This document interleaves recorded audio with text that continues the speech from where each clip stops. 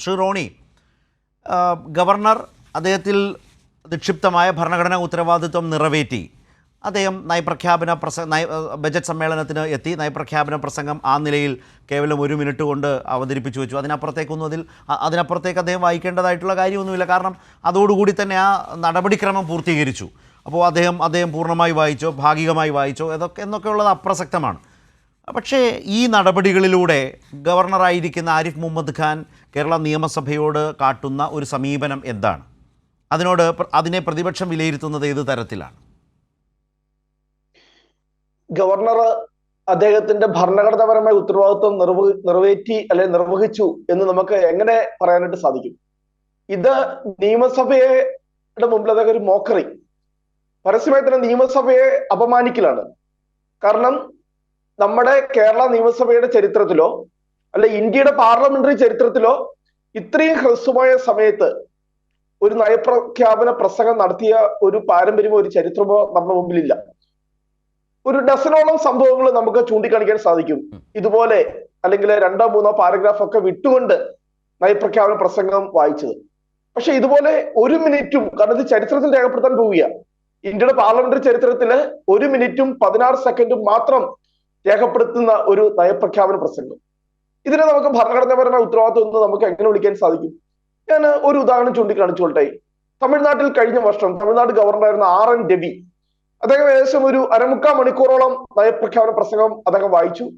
കുറെ ഭാഗങ്ങൾ അദ്ദേഹം വിട്ടുകളഞ്ഞു.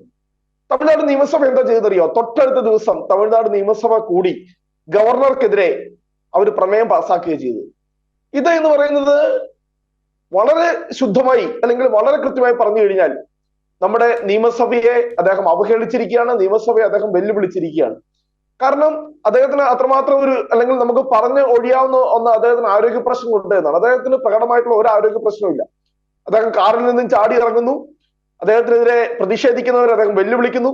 മിഠായി തെരുവിലൂടെ അദ്ദേഹം പരസ്യമായി അദ്ദേഹം ഒരു ചെറുപ്പക്കാരന്റെ ചുറുചുറുക്കോട് കൂടിയാണ് അദ്ദേഹം നടന്ന്, കാരണം അദ്ദേഹത്തിന്റെ പത്രസമ്മേളനങ്ങളൊക്കെ കണ്ടു കഴിഞ്ഞാൽ എത്ര ആവേശത്തോടുകൂടിയാണ്, എത്ര അതിൻ്റെ അകത്തൊന്നും അദ്ദേഹത്തിന്റെ പത്രസമ്മേളനങ്ങൾ അദ്ദേഹം ടു ദ പോയിന്റ് അല്ല സംസാരിക്കുന്നത്. ഇതൊക്കെ നമ്മൾ കേട്ടിട്ടുള്ളവർക്കറിയാം. മാധ്യമങ്ങളെ അദ്ദേഹം അഭിസംബോധന ചെയ്യുമ്പോൾ വലിയ ആവേശത്തോടെ അരമണിക്കൂറാണ് ഒരു പോയിന്റ് എക്സ്പ്ലെയിൻ ചെയ്യാൻ വേണ്ടി 1/2 മണിക്കൂർ സമയമാണ് അദ്ദേഹം സ്പെൻഡ് ചെയ്യുന്നത്.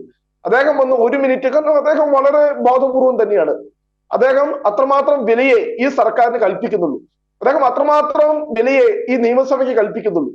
ഒരു കൃത്യമായിട്ടുള്ള ഒരു ഏകാധിപതിയുടെ ശരീരഭാഷ. എന്നോട് ആരും ചോദിക്കാനില്ല, എന്നെ ആരും വെല്ലുവിളിക്കാനില്ല, എന്റെ പിന്നിൽ കേന്ദ്ര സർക്കാരുണ്ട്, എന്റെ പിന്നിൽ ഡൽഹി ഭരിക്കുന്ന ഭരണകൂടത്തിന്റെ ശക്തമായ പിന്തുണ എനിക്കുണ്ട്, അതുകൊണ്ട് ഞാൻ എന്ത് ജനാധിപത്യ വിരുദ്ധമായ എന്ത് കാര്യം, അദ്ദേഹത്തിന് ജനാധിപത്യത്തോട് ഞാൻ കൃത്യമായി ഈ പ്ലാറ്റ്ഫോമിൽ നിന്നുകൊണ്ട് പറയട്ടെ, ജനാധിപത്യത്തോട്, കാരണം അദ്ദേഹം ഇരിക്കുന്ന പദവിയുടെ ഒരു മഹത്വം അദ്ദേഹം മനസ്സിലാക്കണം.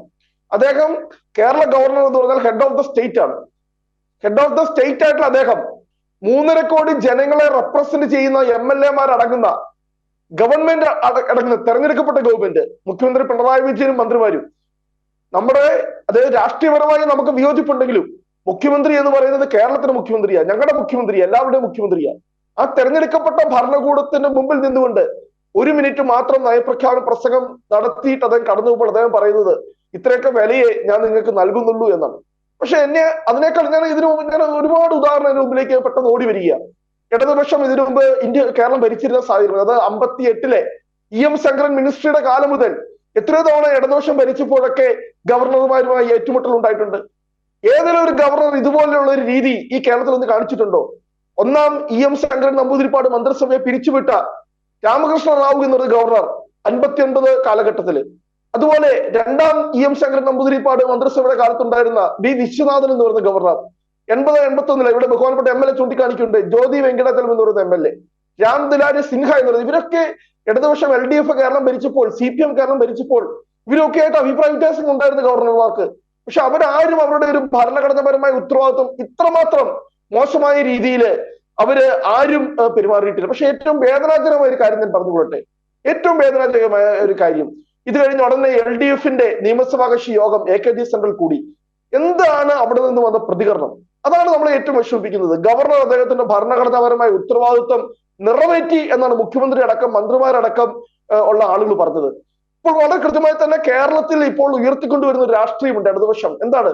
ഈ പറയുന്ന ഗവർണർ ഉൾപ്പെടെ കേന്ദ്ര സർക്കാർ ഉൾപ്പെടെ കേരളത്തോട് അവഗണന കാണിക്കുന്നു. കേരളത്തിൽ വന്നുകൊണ്ട് ഏകാധിപത്യ പ്രവണതകൾ കാണിക്കുന്നു.